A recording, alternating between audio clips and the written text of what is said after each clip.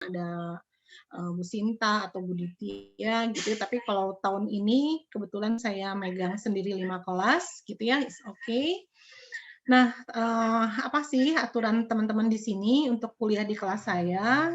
Yang pertama tepat waktu ya, insya Allah biar tepat waktu juga mempercepat proses perkuliahan dan bisa lebih cepat juga selesainya. Kalaupun misalnya teman-teman terlambat, di-spend 15 menit itu kalau offline ya, tapi kalau online 10 menit aja. Karena kan kayak tadi ya yang ada di Gede Bage, di Kebon Bibinya gitu ya.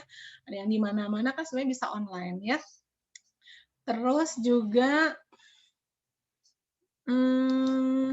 soal pakaian ya, saya pikir pakaian tetap harus rapi ya, sopan, jangan minimal cuci muka gitu ya, sisiran gitu ya, atau minimal bajunya rapi, yang penting mau ke bawahnya mau pakai celana pendek kayak mau pakai sarung gitu ya, mau selimbutan terserah, yang penting saya bisa lihat atasnya kalian pakaiannya rapi ya. Kemudian tolong juga untuk telepon, handphone mungkin bisa di-silent dulu biar tidak mengganggu ketika kita proses perkuliahan ya. Oke, nah untuk referensi ini ada beberapa buku yang saya jadikan acuan ketika mengajar wawancara dalam psikologi.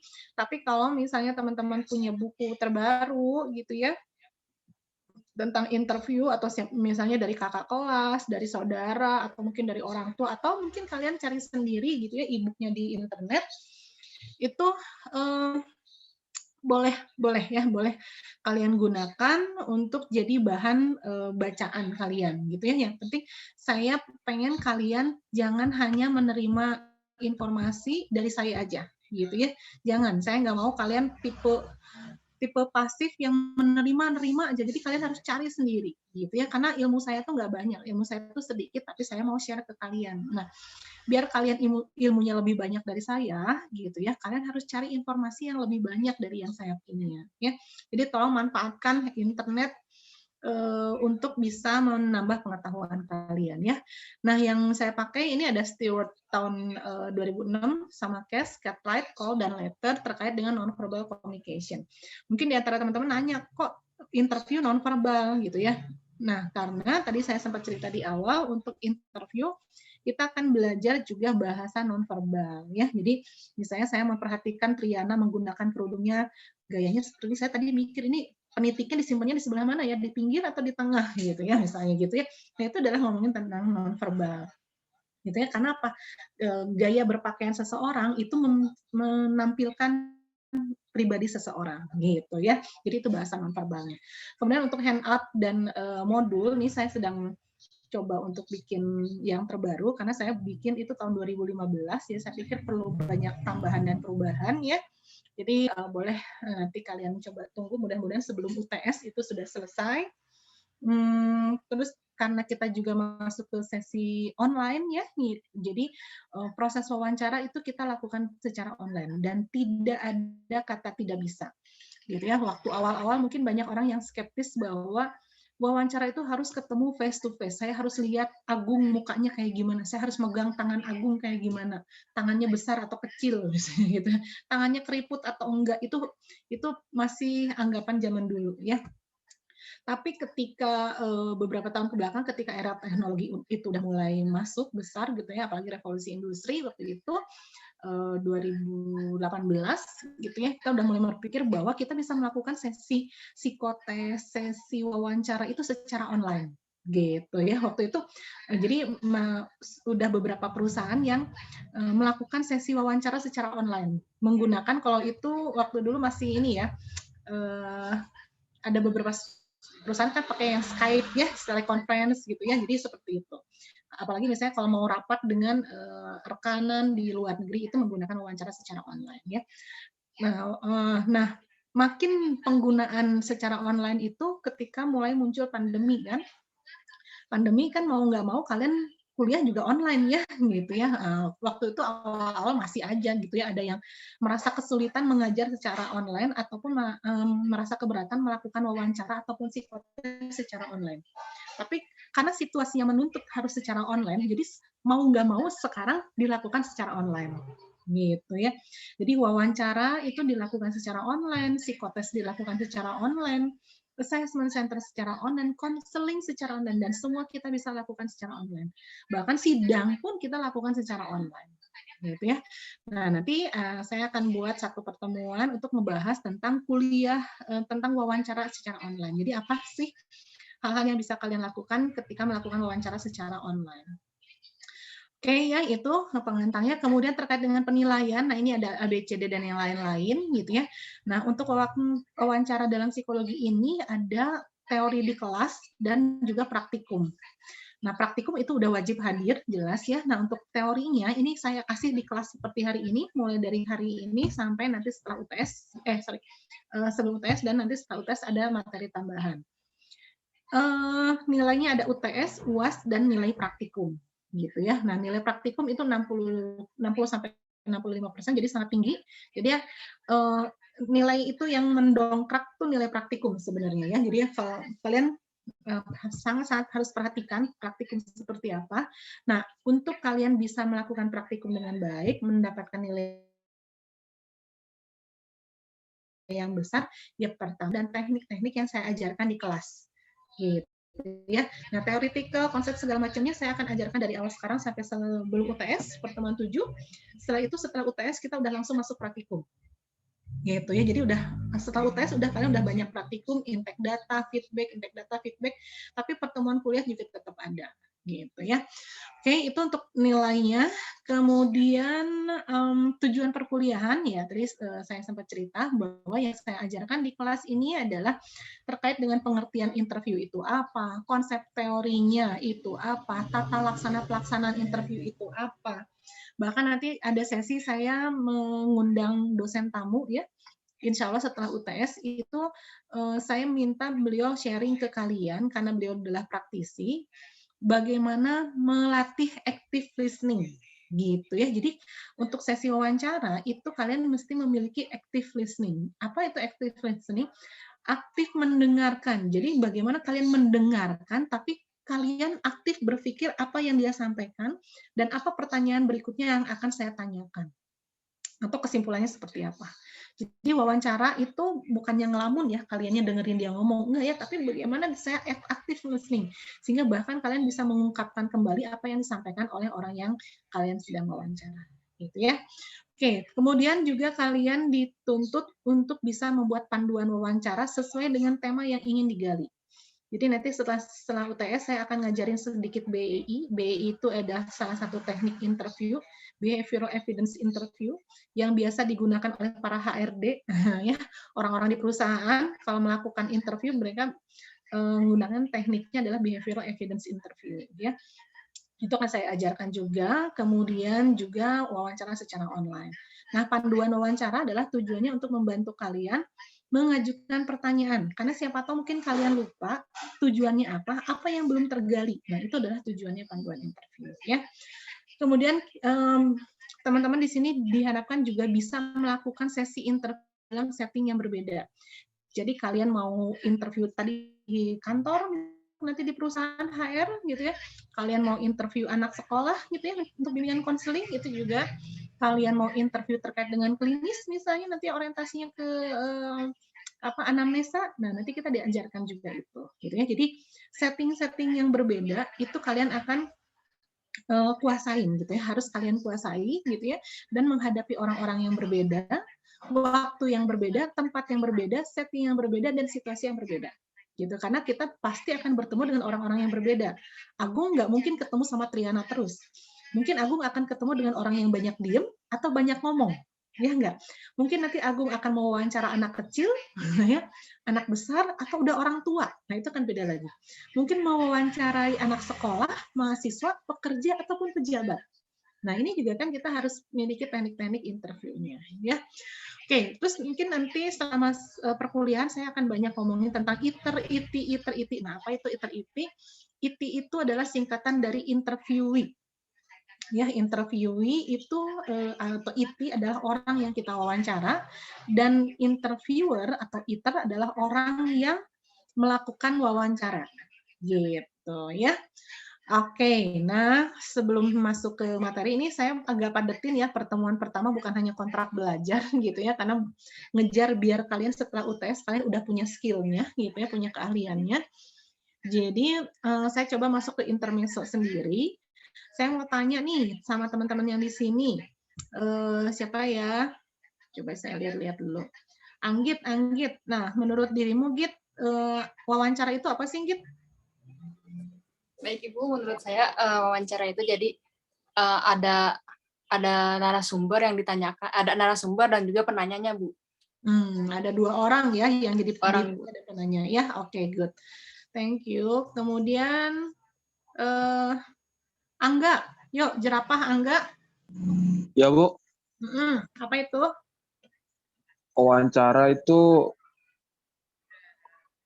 suatu hal untuk antara dua orang untuk mendapatkan suatu jawaban atau kepastian gitu Bu. Oke ya. Jadi proses tanya jawab dan ada tujuannya ya yang mau dicapai ya. Oke. Ya, Bu. Ya, oke, satu lagi deh selain itu Ronald. Yuk, Ronald. Ya Ibu, hadir. Yuk, Anda stok apa? Wawancara. Biasanya sih kegiatan atau interaksi secara lisan. Ada seorang pewawancara sama narasumbernya Bu untuk menggali informasi yang diinginkan oleh si pewawancara. Seperti itu. Oke ya, betul ya. Oke, semua betul gitu ya. Kita coba lengkapi bahwa betul bahwa proses interview itu adalah ada yang ditanya, ada yang nanya, dan tujuannya apa, gitu ya. Akan beda ketika dengan ngobrol-ngobrol atau bincang-bincang ya. Kalau bincang-bincang kan kita ngisi waktu ya. Misalnya Aninda ada mamahnya terus ngobrol, "Mah, sekarang masak apa, Mah? Nanti banyak apa?" Itu mah kan cuma ngomong-ngomong bincang-bincang aja ya gitu.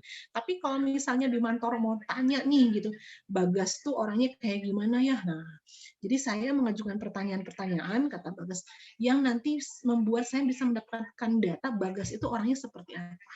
Nah, itulah yang nanti kita susun di dalam panduan wawancara. Kalau saya mau tahu tentang Bagas orangnya seperti apa, saya harus nanya apa ya?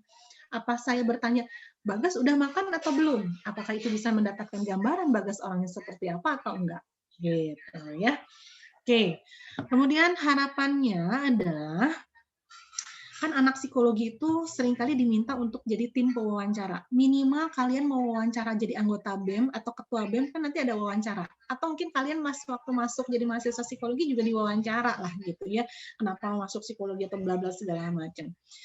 Nah, tujuannya ketika kalian melakukan belajar tentang wawancara ini adalah kalian punya keahlian melakukan wawancara sebagai orang psikologi, di mana wawancaranya adalah wawancara untuk mendapatkan gambaran tentang aspek-aspek psikologis dari orang itu. Gitu, ya. Ini kalaupun misalnya wawancara kerja, Bu, gimana? Iya, wawancara kerja kan yang digalinya adalah aspek-aspek psikologis yang membuat orang itu bisa diterima atau enggak di perusahaan kita. Gitu ya. Atau Bu, kalau misalnya saya mau wawancaranya untuk calon pacar Bu, misalnya kata Rena gitu ya. Ya berarti Rena kan harus mendeskripsikan pertanyaan-pertanyaan apa yang harus disampaikan sama Bagas misalnya ya. Ini contoh-contoh ya. Biar saya bisa mendapatkan gambaran aspek psikologis Bagas tuh kayak gimana gitu. Apakah secara psikologis Bagas tuh cocok nggak sih buat saya? Nah, gitu ya. Pas nggak sih buat saya gitu ya. Nah, itu adalah juga wawancara untuk wawancara psikologis ya. Jadi wawancara yang dilakukan beda dengan wawancara reporter atau bahkan jangan sampai kayak wawancara polisi interogasi gitu ya, kayak pernah tuh tahun lalu yang praktikum di kelompok saya. Ya tadi ya bapak ibunya tentara gitu ya, terus dia kebiasaan siap gitu ya segala macam gitu ya. Tapi pas lagi praktikum wawancara kayak gitu ya ya. Jadi yang diwawancaranya tuh jadi jawabannya pendek-pendek gitu ya, jadi datanya nggak banyak gitu ya. Kenapa? Karena si orang yang diwawancaranya merasa diintimidasi sama yang mewawancara gitu ya. Karena apa yang kamu lakukan setelah lepas kuliah? Gitu ya. Ditanya kayak gitu serem juga gitu ya yang diwawancaranya gitu ya. Jadi akhirnya nggak menggambarkan gitu ya. Jadi kita juga harus belajar menghadapi orang tuh seperti apa. para tentara-tentara pun ketika melakukan wawancara psikologis, dia melepaskan tentaranya. Gitu ya.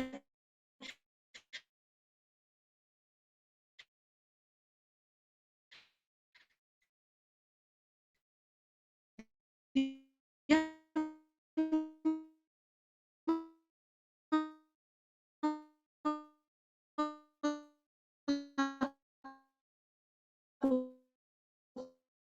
melakukan pendekatan psikologisnya. Oke ya, ini agak nge-lag saya nih barusan. Apa tadi, para dispesiat gitu ya, Dinas Psikologi Angkatan Darat gitu, tentara-tentara psikologi yang diterjunkan ke tempat konflik, daerah perbatasan, ataupun misalnya dikirim ke luar negeri gitu ya, ke PBB sebagai agen PBB, atau misalnya yang diterjunkan di Wisma Atlet misalnya gitu ya, yang terkait dengan COVID, dan dia melakukan wawancaranya wawancara psikologis gitu ya, yang dia tidak dengan gaya tentaranya, tapi gaya psikologisnya gitu ya yang harus dikeluarkan. Oke, itu. Nah, selama kita melakukan sesi interview, kita harus pastikan bahwa ada tujuannya atau enggak, gitu ya.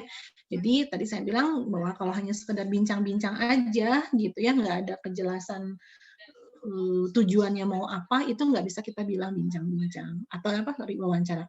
Meskipun misalnya pas perkenalan gitu ya, pas ini prolognya kalian wawancara, kalian bilang bahwa ini adalah bincang-bincang, tapi tetap tujuannya jelas gitu ya. Nah, interview ini bisa kita lakukan secara formal dan informal. Misalnya kalau formal itu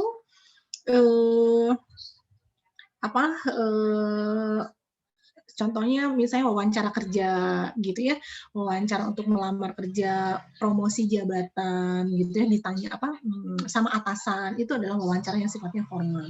Wawancara misalnya ketemu dengan tokoh penting itu adalah formal gitu.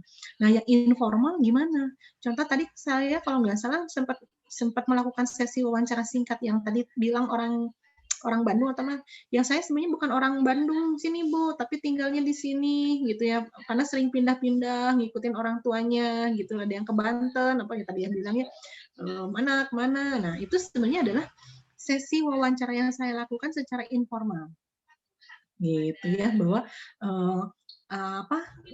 maksudnya seperti tidak terlihat, tapi sebenarnya saya pengen tahu apa ya, gimana ya gitu ya, kenapa ya kok seperti ini gitu ya.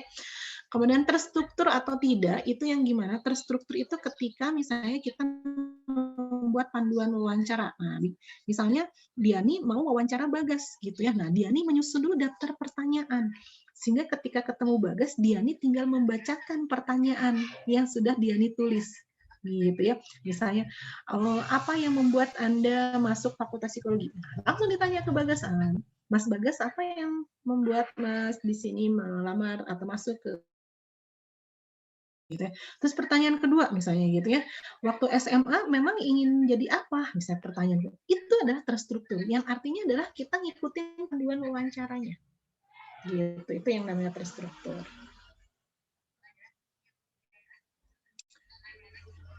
Nah, kalau tidak terstruktur apa? Gimana? Bentar.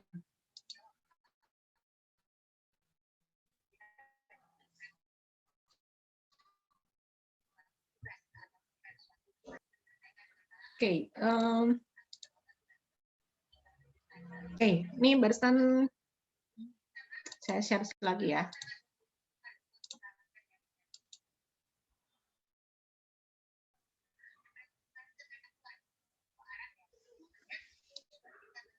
Oke, suara saya kedengaran jelas nggak sekarang? Terdengar jelas ya? Jelas. Oke. Nah, kalau yang tidak terstruktur yang gimana? Yang kita mengajukan pertanyaan-pertanyaan mengalir sesuai dengan jawaban yang dikasih oleh si IT-nya sendiri. Gitu. Nah, yang saya tadi lakukan itu tidak terstruktur karena saya nggak bikin panduan wawancaranya. Gitu ya, saya mengikuti jawaban yang kalian kasih. Gitu ya. Canggih atau sederhana? Ya canggih itu ya kayak gini, kita lewat online, lewat Zoom gitu ya, itu adalah canggih lah ceritanya menggunakan teknologi ya. Kalau sederhana gimana ya? Sederhana kita langsung ketemu orangnya face to face, itu adalah sesi wawancara Nah, sederhana. Sebentar atau lama. Nah, wawancara bisa dilakukan dengan waktu yang sebentar atau lama. Gitu ya.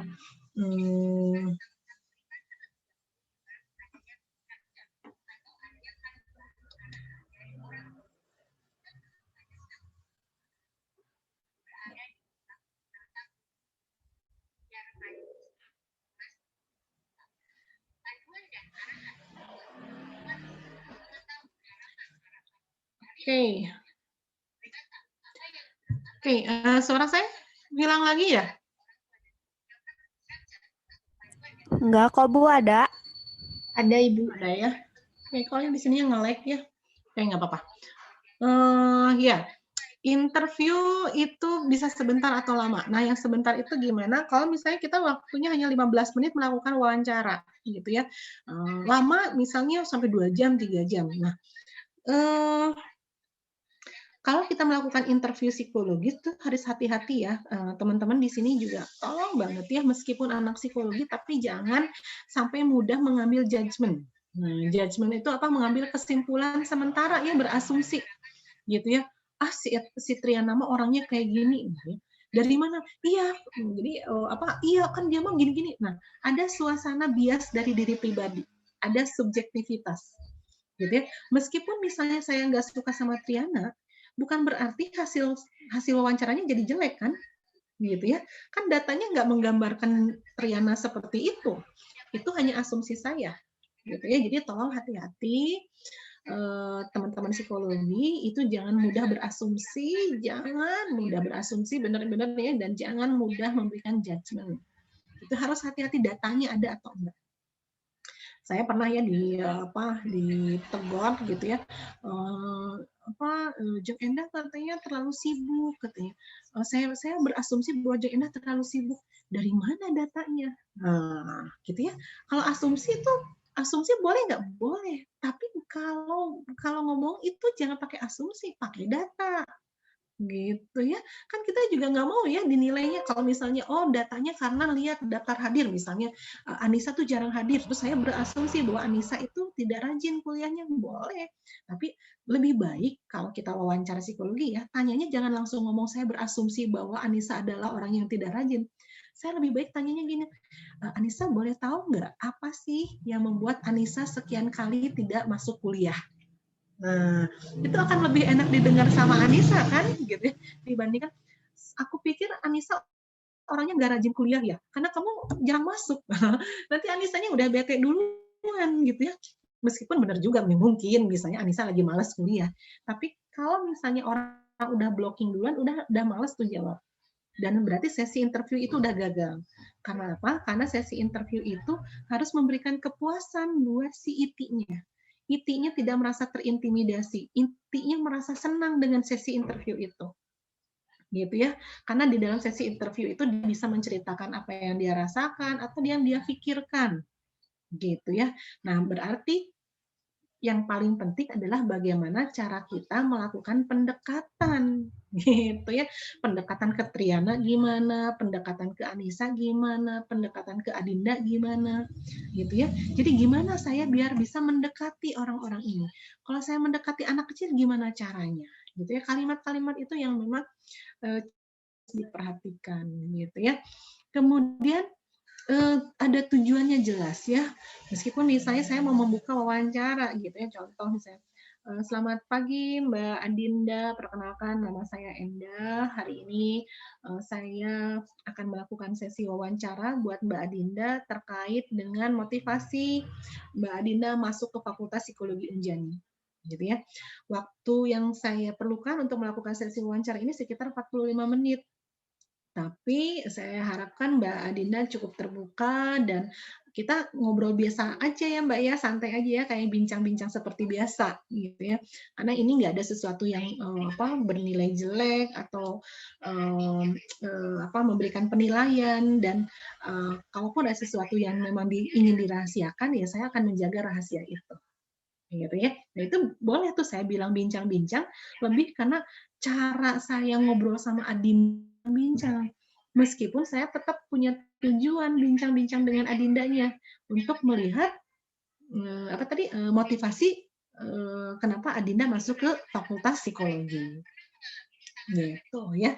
Jadi kan kalau kita udah deket sama orang kan kita mudah ya ngobrol cerita gitu ya. Misalnya saya tanya sama Adinda, Mbak Adinda enaknya saya panggil apa ya? Adinda, Dinda atau apa? Nah, misalnya gitu ya. Nama panggilannya apa? Oh, biasanya saya dipanggilnya Iden misalnya gitu ya. Oke, saya akan mencoba memanggil Adinda dengan panggilan yang biasanya dia dipanggil sama teman-temannya. Gitu ya. Karena biar apa? Biar saya bisa dekat langsung dengan Adinda dan Adinda juga merasa dekat dengan saya karena saya memanggil dengan nama panggilannya dia. Gitu ya. Itu boleh juga cara yang kita lakukan ya. Oke, kemudian apa sih definisi dari interview? Ini dari Stewart and Cass dan Bingham and Moore tahun 2000 dan 2059. Definisi interview itu dari interactional communication process between two parties. Ya, jadi ada dua pihak, at least one of whom has predetermined and serious purpose. Jadi ada dua orang yang berinteraksi, ada yang bertanya, ada yang menjawab. Dan sesi interaksi ini memiliki tujuan tertentu. Gitu ya. Jadi ada tujuannya jelas. Itu yang disebut dengan interview ya. Interview is a conversation directed to a defined purpose other than the satisfaction in the conversation itself. Ya, jadi kita juga harus menjaga perasaan, kenyamanan dan kesejahteraan dari orang yang kita tanya. Ya, jangan sampai merasa orang yang kita tanya merasa disudutkan gitu ya, merasa terintimidasi gitu ya. Karena kita nggak berniat untuk ke sana, kita cuma pengen tahu dia tuh kayak gimana orangnya, gitu ya.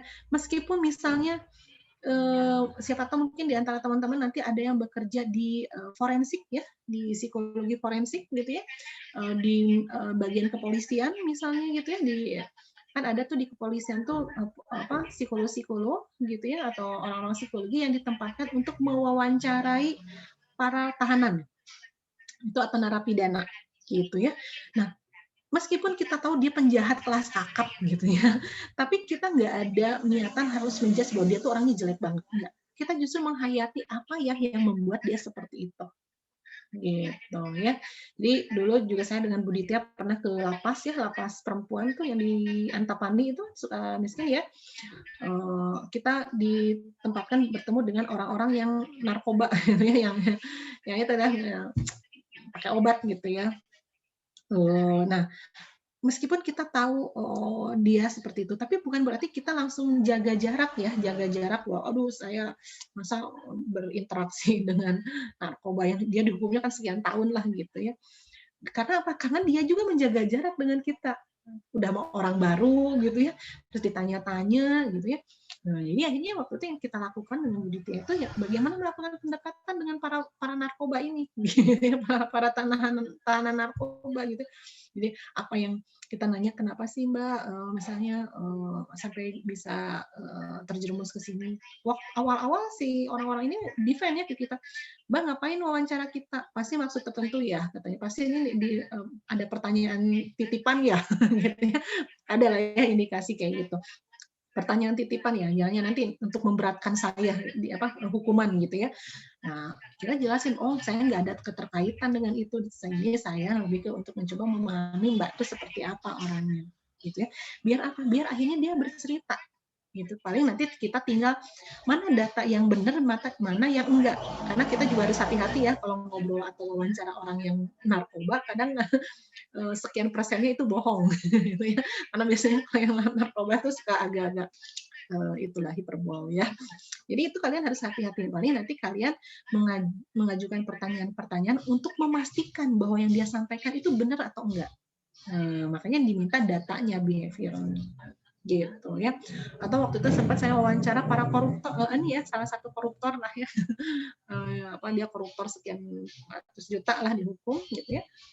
Dia merasa bahwa saya nggak merasa bersalah, saya nggak ini, gitu ya. Ya boleh aja gitu ya kita mendengarkan dia, tapi tetap kita berpegang pada data yang kita peroleh saat itu. Jangan terbawa oleh bias-bias kita dapat informasi atau apa ya. Jadi kita pure ketemu sama si sampel untuk dapetin data. Dah, itu aja. Oke, term interview has in story of usage gone back for centuries ya gitu ya. Jadi kita bisa melakukan sesi interview face to face, by individual, by formal conference gitu ya. Kemudian ada dilakukan bahasa secara verbal maupun non verbal interaction-nya. Nah, itu yang harus kita juga pastikan. Cara dia duduk itu juga kita harus perhatikan gitu. Duduknya ada yang lenjehan ke belakang gitu ya, ada miring ke kiri, miring ke kanan gitu ya. Ada yang suka nempel banget ke meja, itu juga kita harus perhatikan. Kenapa ya kok dia berperilakunya seperti itu? Gitu ya. Jadi itu kita yang harus perhatikan bahasa nonverbalnya ya. Jadi kesimpulannya wawancara dalam psikologi adalah kita melakukan komunikasi interaksional antara dua pihak, kemudian kita melakukan pertukaran informasi verbal maupun nonverbal, dan ada tujuan tertentu yang spesifik. Ya, jadi ini adalah kata kunci kita melakukan sesi wawancara. Nah, bedanya apa interview dan bincang-bincang ngobrol gitu ya? Sebenarnya sama-sama komunikasi, ya enggak? Kan sama-sama ngobrol, sama-sama komunikasi interaksional. Bedanya adalah berdasarkan tujuan. Kalau saya bercakap-cakap tujuannya mengisi waktu, tapi kalaupun interview tujuannya apa yang mau kita sasar? Saya mau tahu apa, ya? Pertukaran informasi gitu ya, sikap dan perasaan. Jadi saya bertukar informasi terkait dengan Anissa, sikapnya seperti apa.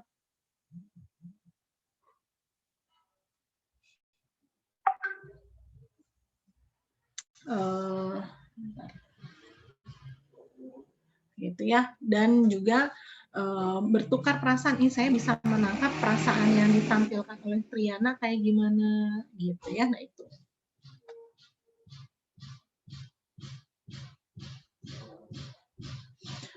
Oke, kemudian mencakup aspek verbal dan nonverbal ya. Jadi ada tanggung jawab ini ya, ada secara verbal yang ditampilkan dan juga ada secara nonverbal.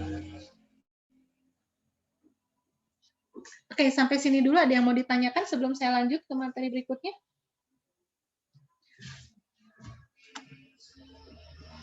Oke, kalau belum, nah saya lanjut ya sedikit lagi. Ini adalah terkait dengan interview ini saya bagi menjadi 3 hal gitu ya. Ada menjadi metode primer, pelengkap, dan juga kriterium gitu ya. Nah, yang primer tuh yang gimana? Yang artinya berarti wawancara ini menjadi salah satu metode diagnostik yang dilakukan. Gitu ya. Jadi contoh misalnya ketika kita mau melakukan wawancara gitu ya, kalau misalnya wawancara psikotes itu ya, itu metode psikotes itu adalah metode gitu ya. Kalau primer berarti si wawancara ini menjadi satu-satunya tools gitu. Nah, banyak sekarang yang melakukan sesinya adalah sesi wawancara aja, dari wawancara hanya tinggal berarti kemampuan interviewernya atau iternya dalam mengajukan pertanyaan-pertanyaan yang bisa menilai orang itu seperti apa. Gitu ya. Misalnya wawancara kerja dengan si ownernya langsung gitu ya. Nanti ownernya akan melihat Ayu itu misalnya ya cocok nggak ya kerja dengan saya nanti gitu ya. Saya mau mengajukan nih Ayu prestasinya selama ini apa saja, inovasi yang Ayu miliki kayak gimana. Itu lewat ini metode primer lewat wawancara gitu ya. Nah, jadi kalian jangan tergantung dengan alat gitu ya, karena wawancara itu menjadi diagnostik yang bisa kalian bawa kemana-mana gitu ya.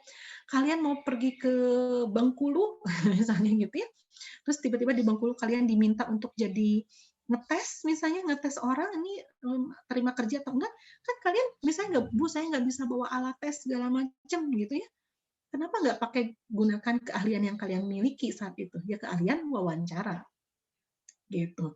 Bu saya kan belum S1 misalnya ya, belum sarjana psikologi, jadi belum bisa melakukan tester gitu ya. Kalau kalian punya keahlian wawancara, kan itu bisa kalian pakai sebenarnya. Gitu ya. Atau misalnya, Bu saya kan belum jadi psikolog, jadi belum menginterpretasikan alat tes. Iya. Maka dari itu kalian bisa gunakan wawancara. Asal apa? Asal memang kalian punya keahlian untuk melakukan wawancara. Gitu ya. Itu yang namanya metode primer. Nah, kalau metode pelengkap berarti si wawancara ini untuk melengkapi data yang lain. Contoh misalnya ada hasil psikotes dan hasil wawancara gitu ya. Jadi wawancara ini menjadi pelengkap psikotesnya. Gitu. Ya, itu bisa juga dilakukan ya. Atau misalnya kalau kalian pergi ke dokter, misalnya kan suka ditanya-tanya tuh sama dokternya ya sakit apa, sejak kapan, udah minum obat apa, kenapa, makan apa sebelumnya. Itu pertanyaan-pertanyaan yang dilakukan oleh si dokter itu adalah wawancara diagnostik dari sisi medis gitu. Kalau kita melakukan wawancara dari sisi psikologisnya. Dokter ketika bertanya-tanya itu dia di kepalanya dia lagi mikir, oh ini sebenarnya dia mengalami gangguan apa. Makanya dia akan nulis di status pasiennya, diagnosenya apa. Terus misalnya dia langsung komen ke kalian, tapi nanti dicek lab dulu ya, gitu ya. Nah, cek lab ini kalau di psikologi namanya psikotes. Gitu ya. Jadi psikotes itu menjadi penguat dari hasil diagnose yang kita lakukan. Gitu ya. Itu adalah metodenya. Oke, yang terakhir adalah sebagai kriterium gitu ya. Misalnya saya melakukan wawancara terhadap mahasiswa anak 2019 gitu ya. Bagaimana penghayatan mereka belajar selama online. Gitu ya. Saya pengen tahu nih anak-anak psikologi Unja nih gimana penghayatannya, merasa well-being nggak selama sekolah online gitu ya. Nah, sehingga saya bertanya mengenai gimana sih perasaan Ayu selama kuliah online gitu ya. Apa yang dihayati, apa yang dirasakan, kesulitannya apa, hambatannya apa, tantangannya apa gitu ya. Ada yang membuat senang atau sedih. Itu pertanyaan-pertanyaan itu yang akan saya ajukan. Sehingga nanti dari hasil jawabannya Ayu, saya bisa menyimpulkan, oh Ayu itu termasuk mahasiswa yang mengalami tingkat well-being-nya rendah misalnya. Kenapa? Karena dia merasa terbebani dengan kuliah online ini. Nah, itu menjadi kriteria. Tapi kalau Anissa, dia malah senang kuliah online. Karena sambil ngedengerin kuliah, bisa sambil ngupas bawang, misalnya gitu ya. Bisa sambil masak, bisa sambil apa-apa yang lain. Gitu, jadi bisa banyak hal. Gitu ya. Nah, nanti kita membuat kriteria-kriteria sampel kita seperti apa. Atau waktu itu saya ngebimbing mahasiswa melakukan penelitian secara kualitatif gitu ya.